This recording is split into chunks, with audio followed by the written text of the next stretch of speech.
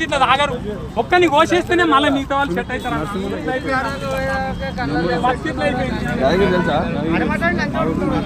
ఏం పని చేస్తాను?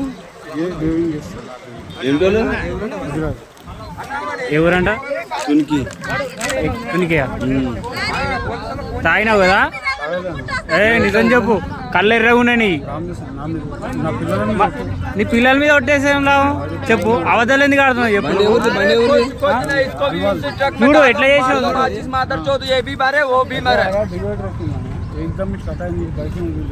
చూడు అనవసరంగా చిన్న పాప చనిపోయింది. చూడు ఎంత స్పీడ్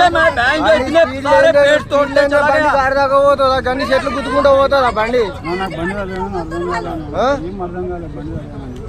స్పీడ్ లేని బండి అంత దూరం పోతుందా? చూడని అవతల పిల్లల మీద కొట్టేస్తుండు.